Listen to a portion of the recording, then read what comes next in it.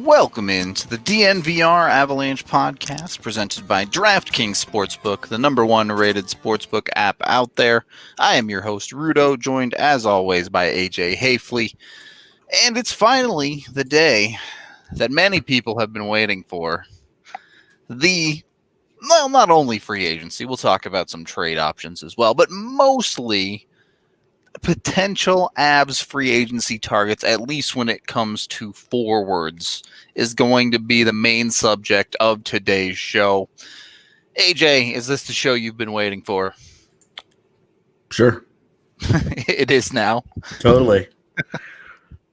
I know I will say it's one of the shows that we get asked about the most often. Yeah. People love to talk about free agency. Yep. The rumor mill never lacks for information, as it were. Well, I mean, it might. I would say it certainly lacks in information, but it never lacks in juicy hot goss. The information's accuracy is very up for debate. That is for sure. Yeah. Should we start with the most obvious one? I mean, we've had many pods about him at this point, but Taylor Hall, expectation is still that he's going to head to free agency, is very likely the hottest commodity on the market, certainly the hottest commodity on the market when it comes to forwards in October. It makes a ton of sense for a bunch of reasons. You have to think it's priority number one for the Avs. I think it really just kind of depends on what Taylor Hall wants. Yep. Like, I think he and the Avs could find a relationship, a common ground, that would make sense for both sides. It's not going to be Taylor Hall getting paid $9 million over 6 years. Right. Any conversation of, to be honest, any free agent getting a boatload of money over a long-term contract, I'm not saying it's not out there, but you're going to have a hard time finding that on a currently winning franchise, given the flat cap. With the way the flat cap has it's going to be fascinating to see where the crunch comes, right? Is it going to happen at the bottom of rosters? Is it going to happen in the middle? Is it going to happen at the top? Where is it that teams are going to be comfortable spending their money, knowing that the salary cap is not going up for the next couple of years? Yeah. And in working on a piece that will come out, I don't know, when the show's over, this afternoon sometime, when talking about Landeskog and his extension, the big reason that you could argue against Anders Lee being the best, being kind of the benchmark for his contract, is that was signed in a cap environment where the cap was constantly going up. Yep.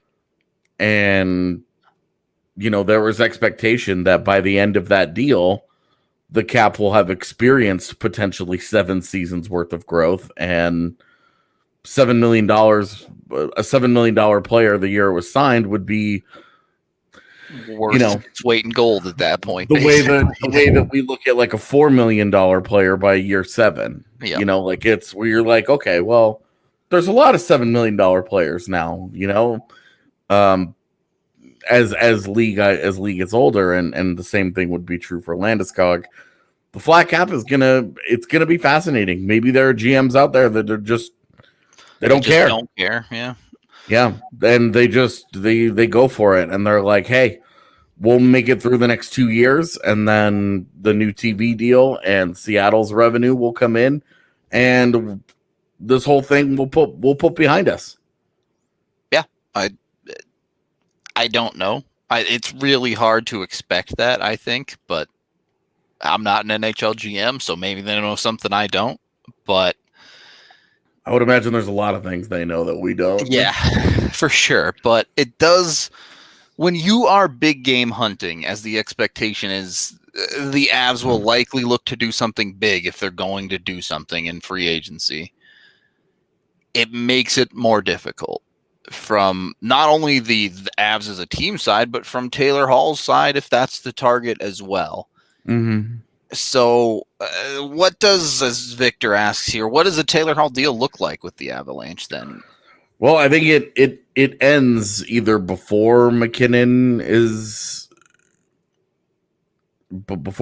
contract expires, or it ends at the same time. So hard capped at 3 years, essentially. Yeah, I agree. With the understanding that McKinnon pretty much just gets a blank check from the Avs at the end of that contract. Yeah. You have to work around it a little bit with a big move. It's funny because 2 years from now, it'll still be a flat cap, and the Avs will be able to negotiate that extension. Yep, because he's got 3 years left on that deal. You're allowed to negotiate a new deal. Early. Yep.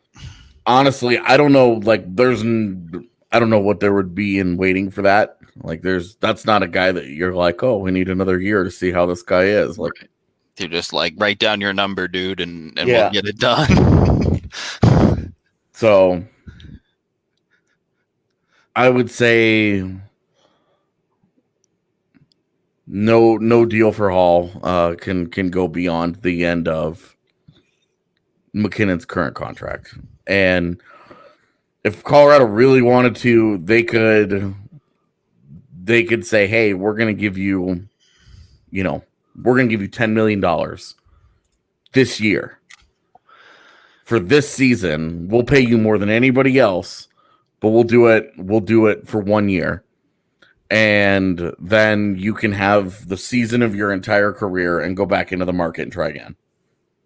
As it stands today, the Avs have $22 million in change in cap space. A lot of that is going to re-signing players, not only for this year, but the Landeskog and Makar situation in the future as well. Yeah. But that's a decent chunk of change, certainly in the immediate for a 1-year deal where Makar and Landeskog's new contracts don't come into play. Yeah. The Avs could pretty much throw whatever they want at them and not worry about it. Yeah, they could make whatever work. That wouldn't be hard with, the re-signings that are going to chew up the most of their cap are, Burakovsky, Graves, and Zadorov. And, Yep. We've talked a lot about the potential of moving one or two of those guys out of there. Nichushkin obviously has got to get some kind of a deal. Jost has to get a deal. But you expect those to be lower AAV deals. You're chipping into the $22 million they have with, honestly, outside of Burakovsky and maybe Zadorov, you're really not taking big chunks out of that $22 million. So yeah, it's about managing a bunch of little different pieces right now for the Avs internally. Yeah, and that's where, if they wanted to just bring everybody back, that $22 million, they would probably spend, I don't know, just off the top of my head, I would say probably 12 to 14 million of that. 14 was the number I had on the high end, probably. So roughly 8 and change if they wanted to play with that. Yeah, and so then they would have $8 million sitting there. And so that's where it's like, hey, we'll just give the rest of this to Taylor Hall for 2 years, $8 million for 2 years. Yeah. Looking down the line on that, Ian Cole's contract would come up at the end of the year. We've talked about already. They're potential looking at moving Zadorov. I'm sure we'll look at that again down the line in this podcast. They'll lose somebody in the expansion draft, so however much money gets lost with whichever player gets selected there, that goes. Savings on guys like Calvert and Belmar's contracts expiring. It's without knowing the math, because we don't know Makar and Landeskog's future contracts, you can start to see how things add up a little bit, especially with Landeskog's contract probably starting to trend towards not a massive raise.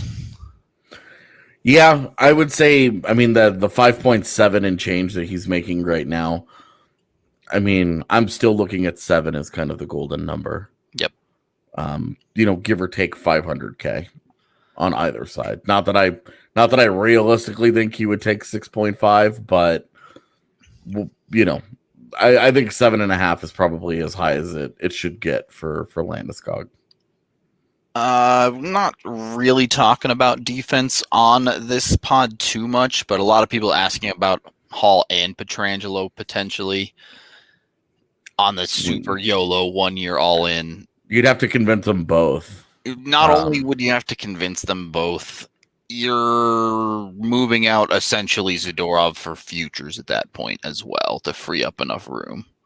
Which is not off the table, sure. Like you might do that anyway. You might make that kind of a move anyway, but I don't think that if you were going to do that, you'd have to go either or. Yeah, I think it becomes a little bit unrealistic. The reason you can do one of them in a all-any type contract is because you don't have to do a lot to get that done. If you want to do both of them, all of a sudden you have to start pulling all these strings, and it becomes a lot more of a complicated process to get there. And it just doesn't seem like it's the cheese ain't worth the maize at that point. Yeah. So the Hall contract itself, I'd say honestly anywhere between 8 and 10 million across 3 or less years, I'd be fine with.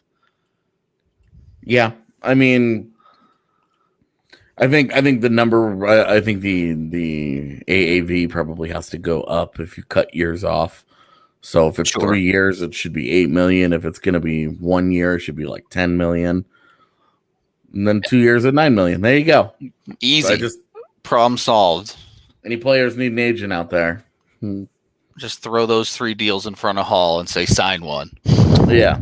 So that's, yeah. I think with Hall, that's really the conversation, is that it's got to be short term, and that it can't be anything that it won't. But the Avs won't do that. We saw it. They weren't going to do it for Artemi Panarin, who was an absolute freaking slam dunk last year. They're not going to do it with Taylor Hall. Yep. They're not going to give us some 8 years and, or 7 years and 9 or 10 million. It's just not going to happen. It's just not money that they're willing to commit at term. Yeah. So. They're with the uncertainty of Makar and McKinnon and all that. No. Yep. And at that point, you do if you do a 7-year deal for a guy, at that point, you're getting into Rantanen's next contract too. Yep.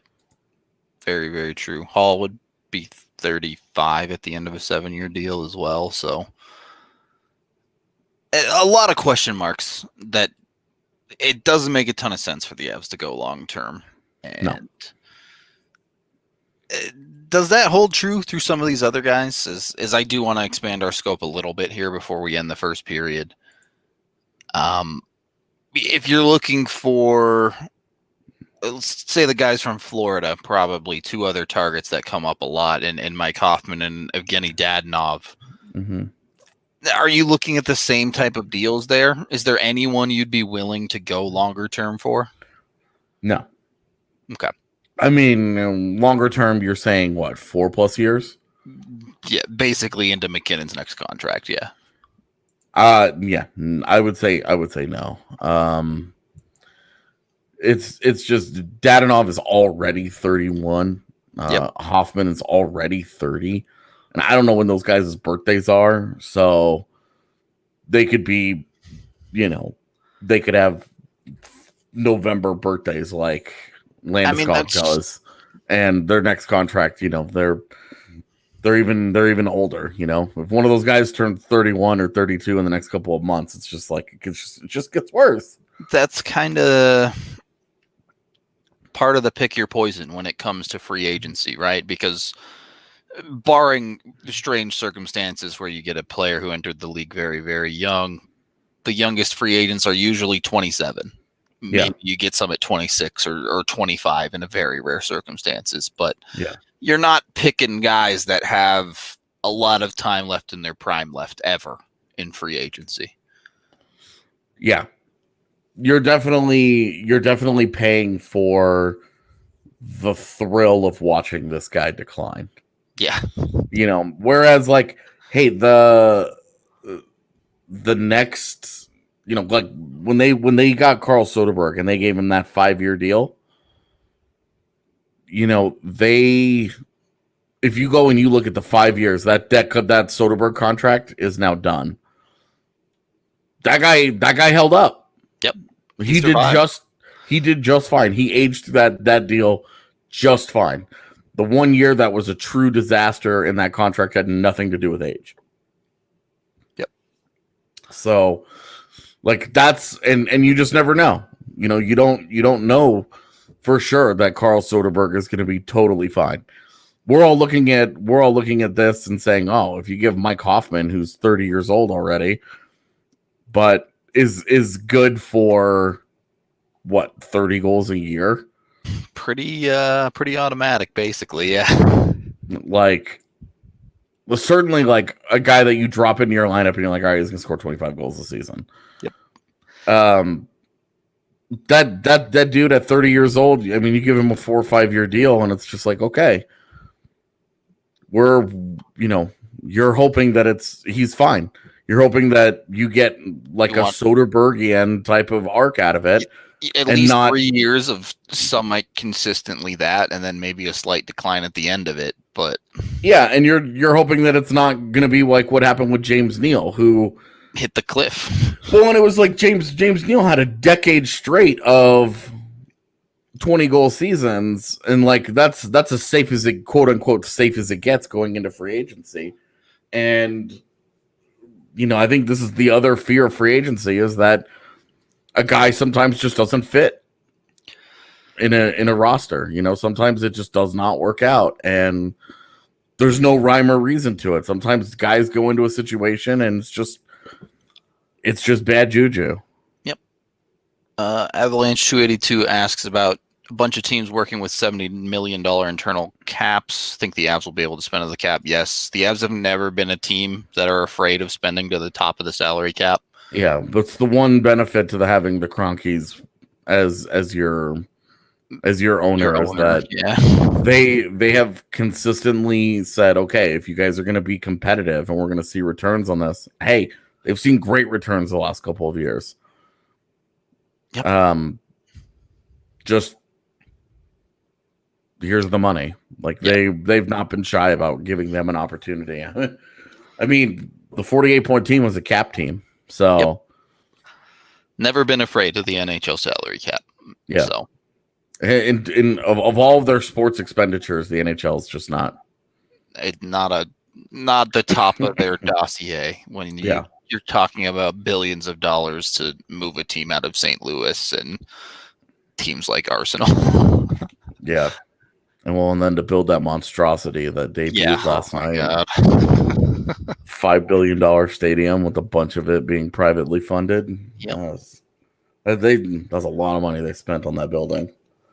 We're going to take our first period break. On that note, time to acknowledge Breckenridge Brewery, the official beer of DNVR. I was drinking one, watching some Sunday night football last night. Highly recommend it.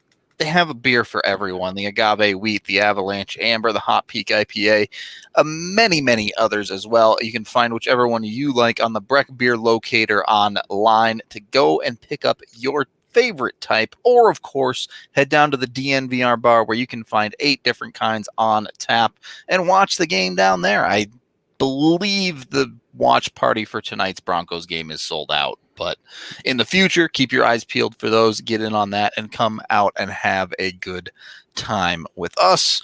And of course, we have WGT Golf as well, loved by more than 20 million players around the world. We now have a third clubhouse. Each clubhouse has 250 members, and that third one is starting to fill up as well. So if you want to compete in weekly competitions with us, be sure to jump into the clubhouse and come challenge us, whether it be stroke play, match play, closest to the hole, many other events as well.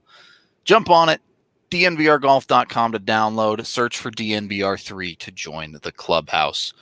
Second period of the DNVR Avalanche Podcast presented by DraftKings Sportsbook, the number one rated sportsbook app out there. I'm Rudo. He's AJ. Let's dive into some of these guys that aren't Taylor Hall, because there's a very real chance that Hall doesn't end up coming to the Avalanche this year. Mm-hmm. First of all, let's just say we're living in a world where the Avs don't get Hall. If you're the Avalanche, how hard are you pursuing someone else in free agency? Not hard. Yeah. The only other guy that I would make a serious push for would be Haefele. And the version of serious, it just, yeah, it's not like with Taylor Hall, like if you get, if Taylor Hall gets to the market, you're calling him 4 seconds into free agency, and you're selling him on, you're like, okay, hey, a 2-year deal, come and score a shitload of points playing next to McKinnon and Rantanen. Go back into the market when you're 30 years old, when the cap's getting ready to go up and all these things have happened and blah, blah, blah, blah, blah, blah, blah. You can have your cup and you can get paid at that point. Right. And you can finally be, competitive and blah, blah, blah, all those things, right? Like you give him the hard sell. With Haefele, I'm not giving him the crazy hard sell. I'm saying, hey, you're 28 years old. We can give you a 5-year deal. Yeah. And, given his recent production and where his career has been for the last couple of years, it's more like we're going to give you like a 5x5. Yeah. Not like a $6.5 million. It's like maybe 5.5 tops. You pay that guy for Andre Burakovsky production, and you hope on a good team in a top 6 with regular play with a guy like a Nathan McKinnon that he can be the 55 to 60 point player he's been in the past. Yeah, like you're really hoping to get a serious turn back the clock type of season from him, because his career is really hard to judge. Yeah. Because he had a couple of really productive years with the Kings. And then as they bottomed out, he kind of bottomed out and then got traded to Vancouver, where he looked totally different and rejuvenated. And the guy looked great. And he's 28.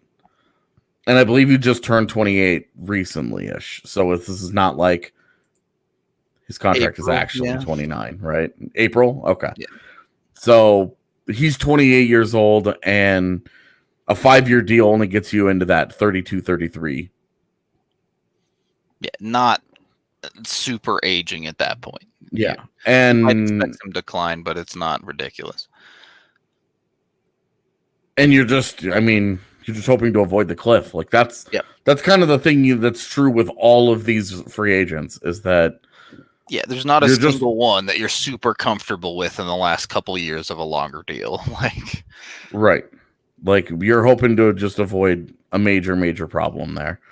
And he's surpassed 50 points once, but he's got a 49-point season and a 47-point season. And this last year, he had a 44-point season in which the season was cut short.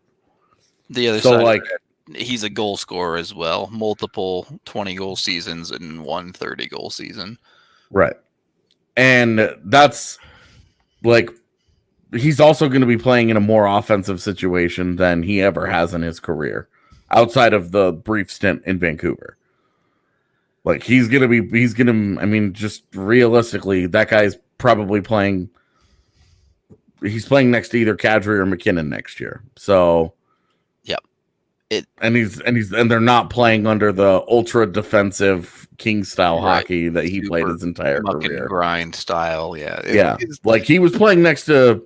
He spent all that time next to Jeff Carter, but they were still the Kings. Like, is there any talk of a guy like Toffoli is certainly something a little bit different than how the Avs are built in many ways for speed and things like that. Toffoli's not a guy who's going to blow your wheels off. No.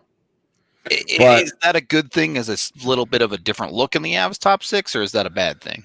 Well, he's effective in different ways, so it gives them a little bit of versatility, right? Because it's always so interesting to me that the Avs get into the postseason and they lose to Dallas, and it becomes like, oh, that kind of skating crap doesn't work in the playoffs. And then you go into player acquisition, and it's like, that guy won't work in the system. Right. He's not a good enough skater to play for the Avs. And it's like, okay, which one's true here? Yeah.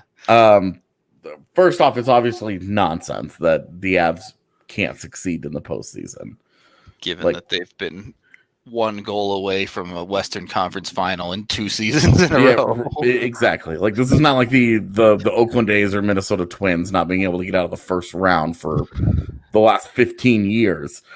We're talking about they've won a round in consecutive seasons, both of which were comfortably won. Yep. So certainly, with Toffoli, it's a different kind of look. And if a guy whose game isn't built around skating, you think, okay, as he ages, he loses less of what makes him effective because he's not a great skater already. Right. You're not going to see. We'll just use Matt Duchene as an example, a guy who very much does rely on his agility to create his offense. That's a guy you expect a harder cliff to come for as they age. Yeah, they either they run into a serious, like they go smashing into the cliffside. Yep. Or they figure it out and they adapt and they change their game up. Their game, yeah. So that's and look, like that is going to be a thing that has to happen for Nathan McKinnon someday. It's going to be a thing that has to happen for Cale Makar someday. Someday that burst that makes them so special in skating, it goes away. Yeah, it will not be there.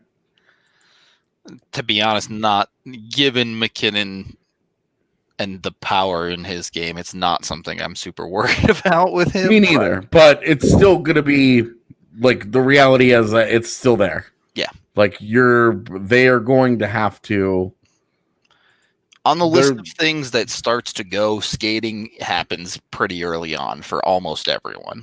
Right. And so with a guy like Toffoli, I would take the chance, but I wouldn't be like if they turn around and they give him a 5-year deal and it's AAV that doesn't make my head explode, then we'll be on this podcast saying, hey, they're even more dangerous now. They have a legit top 6 that's locked in, and with Alex Newhook on the way and maybe another forward from the first round this year coming. Like, you're going to be feeling like, hey, this is a really good situation for them, and you'll take that chance. I think that's pretty much the conversation with all 4 of these top guys that we've identified. Hall, obviously, but Toffoli, Dadonov, Hoffman. Yeah. Dadonov and Hoffman, it would have to be kind of the same thing as Hall. Like, it would just have to be a shorter term thing. Sure. You just can't. You don't have the money to pay them over a long term. Yeah. Because they're going to certainly, Hoffman and Dadonov too, honestly, are going to command significantly more than Toffoli. But that's just the reality of those situations. If you're not getting one of those four guys, you're rolling the dice. You're looking on a buy low candidate at that. Like you could even consider Toffoli to some extent a buy low candidate, but after him, you're really talking about buy low candidates. Someone like a Granlund, right? That's where you get into guys where we've either seen it before or, you're buying on some potential. Like Alex Galchenyuk's going to be a free agent, right? And he's 26 years old.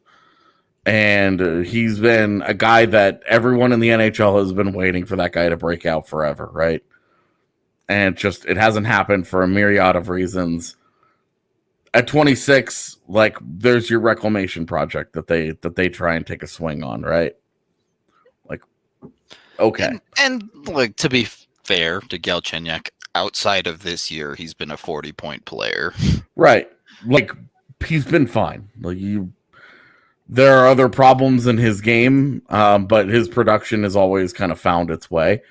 Not the production that you wanted out of a top 3 pick, but like still, you're talking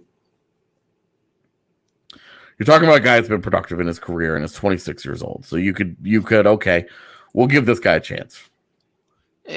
If you're worried about age, if you're someone that's significantly concerned about that, a 3-year deal for someone like Alex Galchenyuk solves that problem, right? Yeah, and if he were to go into free agency and I think if he were to get a 3-year offer, he should be thrilled with that.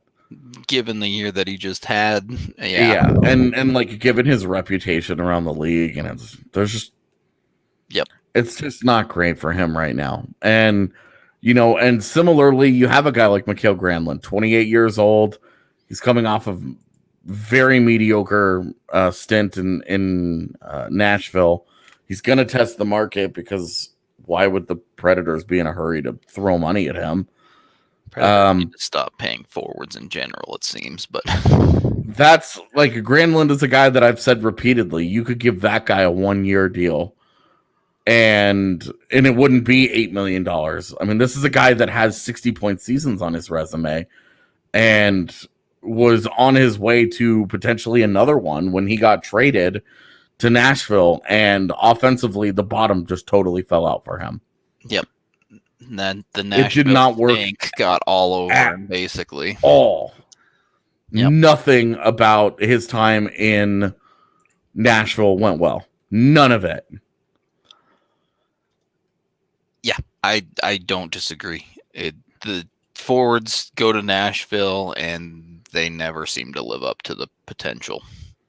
So tons of them. I mean, Ryan Johansson doesn't even come within a country mile of 30 goals, which he scored in Columbus. Matt Duchene basically over because he went there. Right, Kyle Turris totally like. All of those guys, just all their outside guys that they brought in just have not worked. Yep. And one of their internal guys that's also a free agent was Craig Smith. And he's another guy where you're thinking, okay, well, maybe on a cheaper deal. This is a guy that has a bunch of 20-goal seasons in his career. You're getting him because he can shoot. You're getting him purely for goal scoring. And like that's what he does. It's who he is. It's who he's been his whole career. Not a big assist guy. Yeah, I mean, to me, if you're interested in Craig Smith, just go get Toffoli. But well, yeah, I mean, I think Craig Smith's will be quite a bit cheaper. But I do too. But yeah, for a good reason.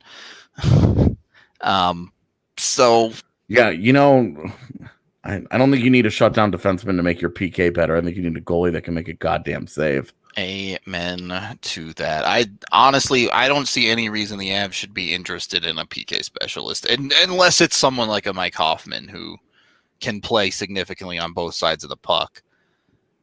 Yeah, they should not be targeting bottom 6 forwards. Period. At the end of the day, right? So. The only forward that I have on here that I would say is slightly intriguing as a bottom 6 guy is Eric Haula. And that's because the skating fits their profile. What he does well fits what Colorado still needs in the bottom six, because JT Compher just isn't the guy the Avs think he is. Certainly not on the penalty kill side. Like he just freaking isn't that guy. And even continuing to run this back over and over and over, we're just wasting time. Even with a guy like Haefele, that's a bet on saying, hey, this guy had a 55-point season with Vegas. Like, I'm not even looking for that. He could give me 30. They could sign him and get 35 points. And if he consistently won faceoffs and actually did help the penalty kill and like was the guy that they think JT Compher is, that's a big improvement. Yeah. That would improve that spot. And that's the only reason I would have him on there. I also don't think that a healthy Avs team needs much improvement on the PK, to be honest with you. Tend to agree. But that is what it is. Just use the right guys. Right, exactly. When you have a Vlad Nemesnikov, I mean, when you have a Val Chushin, you know, like just use the right guys, and I think they would be fine. But I would take Haefele and move Compher over to wing, and I would do that. They don't agree. Reckoning, at least when it comes to the PK, Jost's underlying numbers are extremely promising. So yeah, Compher's are atrocious. Compher is not a good PKer. Arguably the Avs' worst PKer the last time I looked at the underlying numbers. So, and when we say underlying numbers, we just mean Corsi, Fenwick. The results that have been produced by having those guys on that unit. They give up a billion opportunities and they get scored on a bunch when JT Compher is involved on the PK. And AJ's right.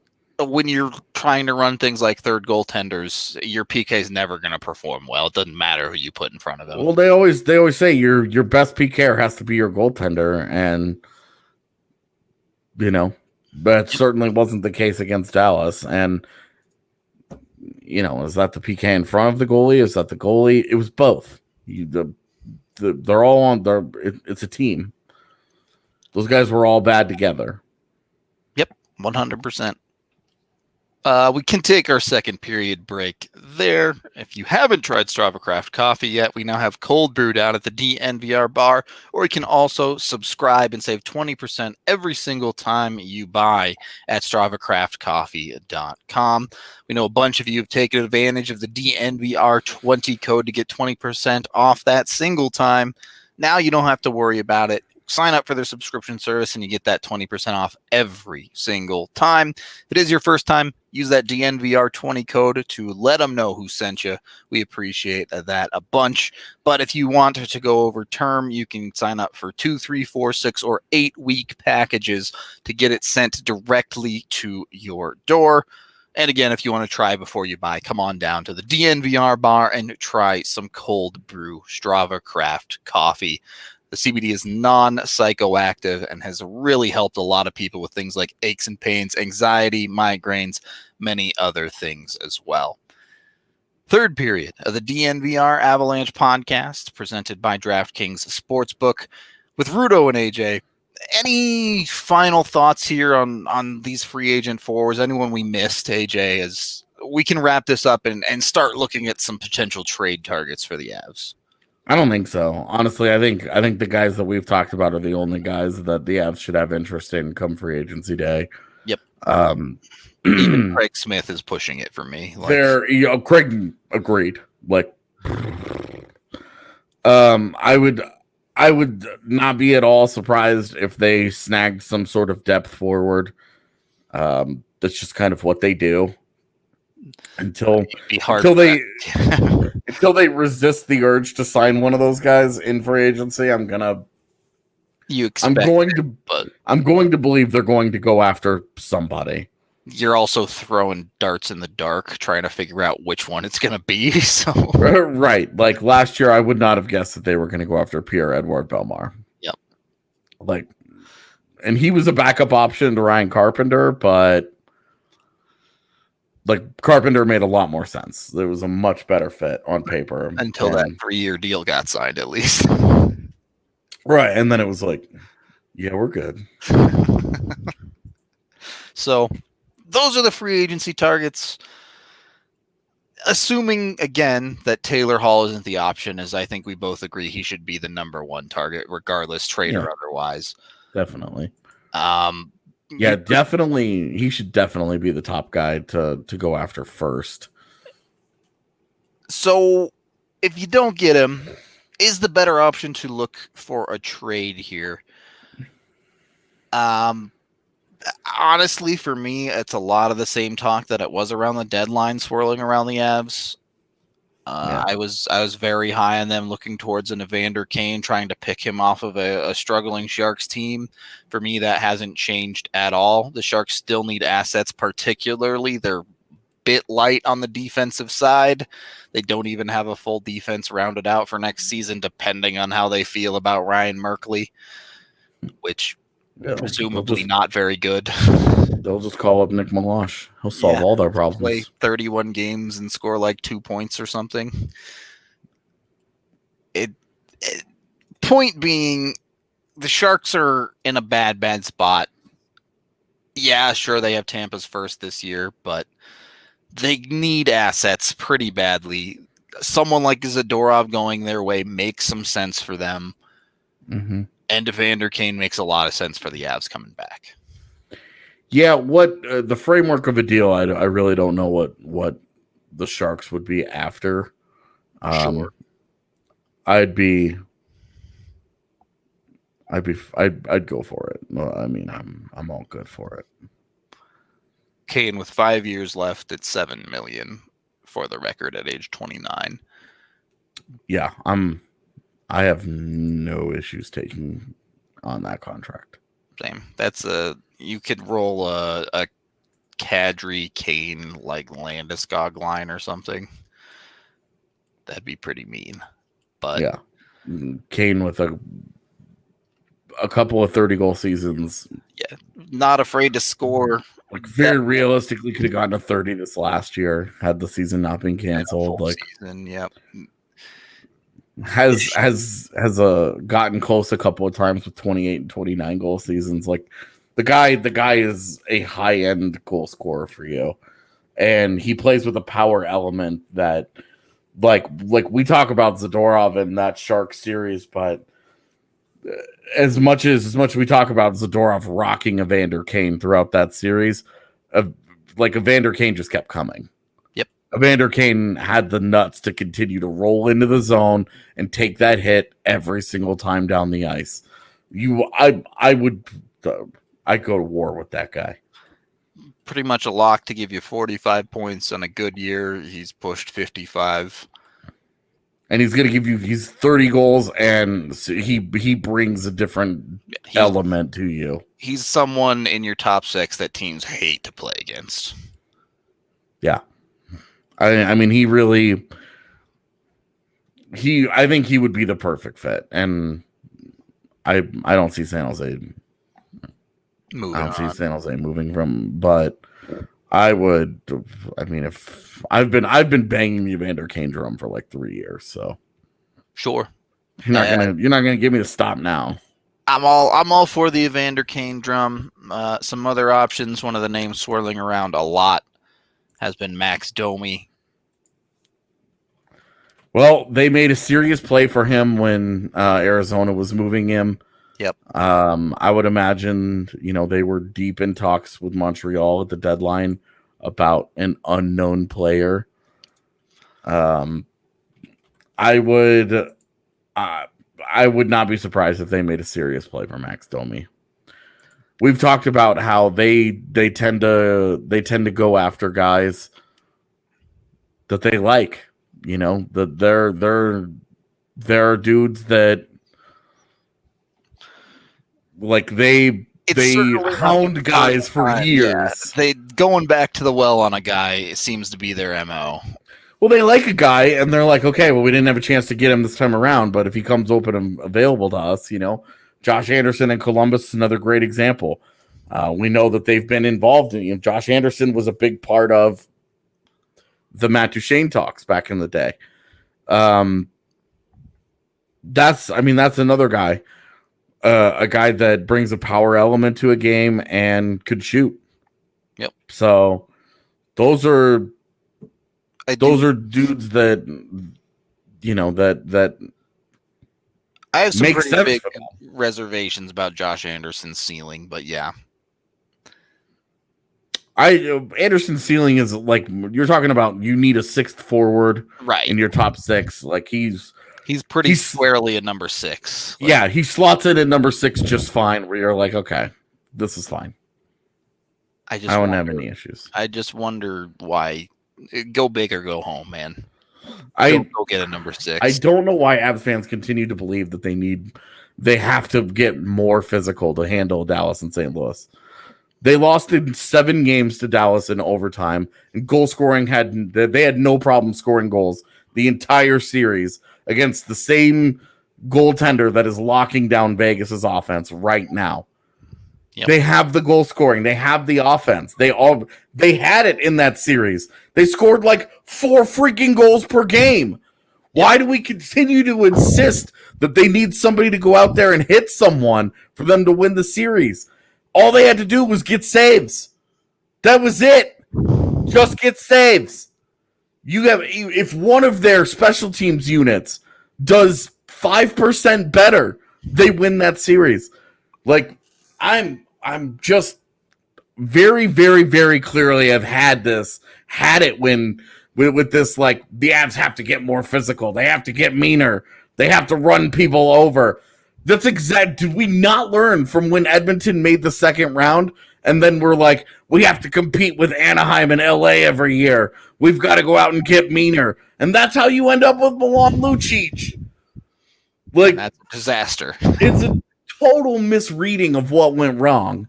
Like, do they need to would it help them to get a guy that like an Evander Kane or a Josh Anderson who totally brings that element? 100%. I 100% agree that would make them better and more well-rounded. Am I looking at that as like, this is the thing that they need? No, definitely not. They need good play. They need another guy that can help them get over the hump. Just give them one more guy that scares you going out there. With a guy that when he has the puck, something bad can happen. Well, AJ, you said before the show, is that guy Brandon Saad? This is a guy that I would take a long look at. Like, I would take a long look at Brandon Saad, because the fear with Saad is that when it comes to the trade targets, he's already a little older. He's already at 27 years old. And now that I'm clicking on this thing, his birthday is in October, so he's essentially 28 years old. Yeah. And he's coming off of a 33-point season, which is a little stinky. But he scored 20 goals, and his two-way play continues to be very good. And that is a guy that you can drop in on your PK. And that is a guy that has kind of gotten pushed out. You know, all of a sudden, they've got Kane and Taves, and those guys aren't going anywhere, right? But now they also have DeBrincat. They have Kirby Dach. They've got Kubalik. And then you have Nylander and Strome also hanging around in that lineup. Yep. Like, Brandon Saad is no longer, like, the last thing that the Chicago really needs is to continue to, like, protect their forward core. That's a guy that I would be. They need to be trying to sell him for defense, and Colorado could help them out. You know, that's one where I'm calling him up and I'm saying, look, we'll give you Nikita Zadorov, we'll give you Ryan Graves, we'll give you Ian Cole, we'll give you one of those guys, and then something else. How far do we need to go in order to get to Brandon Saad? Right. Like, you're not giving up a first-round pick or anything. The guy only has 1 year left on his contract. But if you're talking like Sampo Ranta and Nikita Zadorov or something, I mean, where would you draw the line, right? Like, yeah, you pick your poison with a pick/prospect that's attached there, right? Yeah, like maybe try Pellison, right? Yeah. Sure. Whatever, Because you don't want to give up, like you don't want to give up Timmins right when he starts his NHL career, and then watch that guy become who we think he's going to become, and then you're like, if you're giving up Timmins, whatever injury he suffered better have been pretty serious. Put it that way. Damn, that's cold-blooded. That's a cold-blooded thing to say, sir. Hockey's a business. That's all I gotta say. I mean, true enough. I don't know wherever those talks would go. I would look at Saad, and like we had when I was freaking out about physicality, we had people bringing up Winnipeg, and like Nick Ehlers would be amazing. He'd be a perfect fit, but coming off the year that he just had, and given that he was by far their best player in their brief qualifying round, seem like the one they're gonna let go of.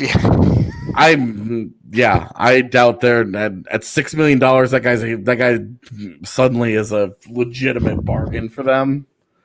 For the next 5 years at age 24, do something to pry that dude out of there.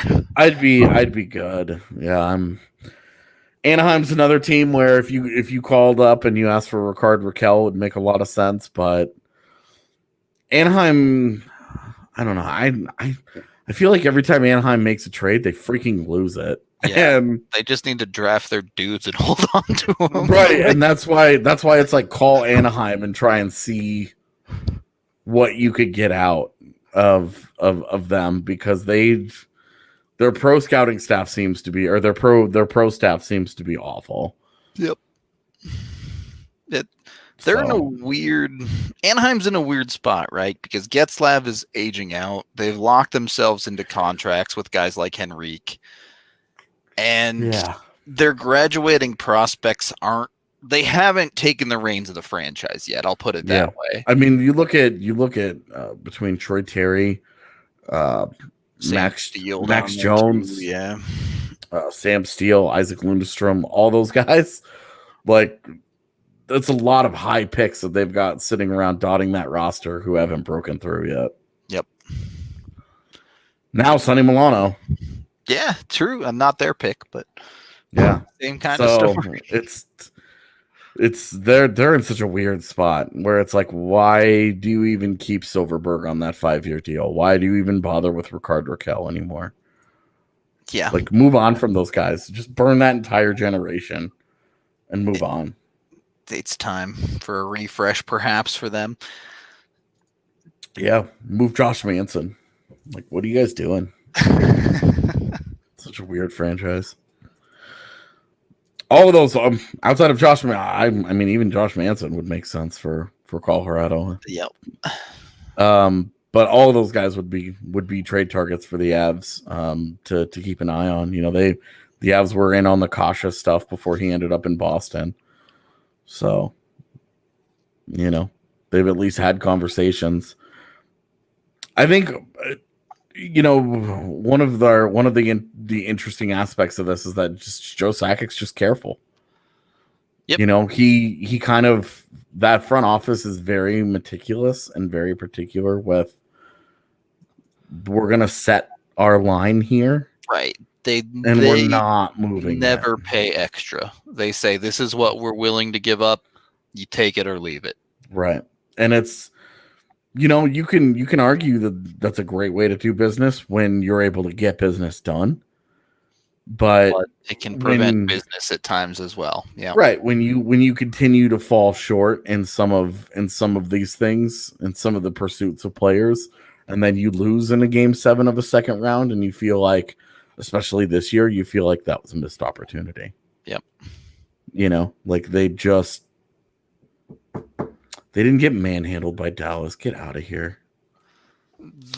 I mean, I think, what was it, game 3 is all you need to look at, where they out hit them like 80-50 or something. Yeah, the Avs had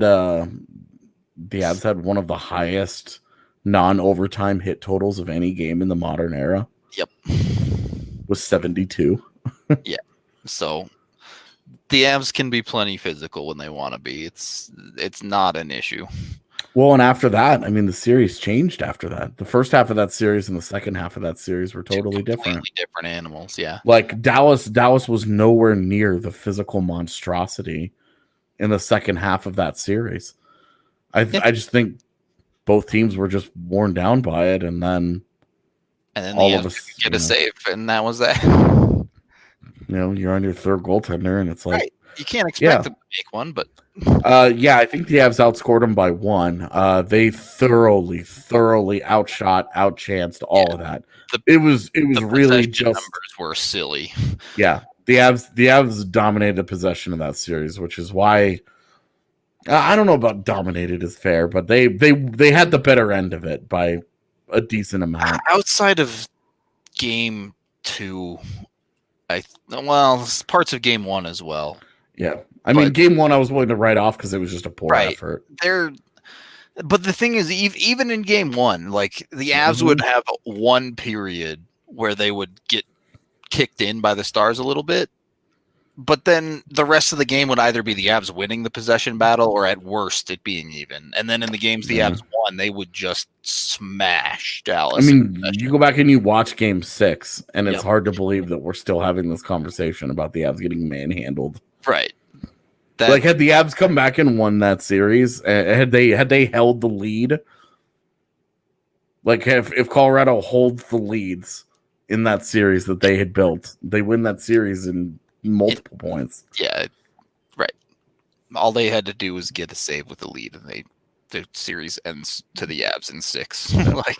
like you can't underscore or ignore the fact that Pavel Francouz gave them 862 goaltending through 4 games. Yep. It's honestly, how did the Stars not sweep them? That was a guy who many people believed could be an NHL starter before that series gave them 862 goaltending. Sure, maybe he was injured or whatever, but like now we know that he was hurt, and it's like, okay, you can understand some of this a little bit. Is that why he couldn't catch a puck, or like, I don't know. You have to make a decision at a certain point, and making that decision when he's had an 862 in 4 games, it's too late. It is. I mean, you keep going to the well, right? Like that, and that's where you say, hey, the season that he had earned him that leeway, earned him a little bit of burn, but even then, the Hjalmarsson thing we're going to talk about tomorrow. Because I've got a lot of thoughts about that. The defensive show is tomorrow, so we're going to talk about defense, and then we're going to talk about goaltending, and we're going to get into all that stuff because free agency is just a couple weeks away. Yeah, I'm looking at it right here on Cat Friendly. NHL entry draft 22 days from now, AJ. Dude, don't tell me that. It's coming up quick, man. It's coming up quick. Yeah. So we got to get through free agency so we can get to start just munching on prospect footage all day and night again. God.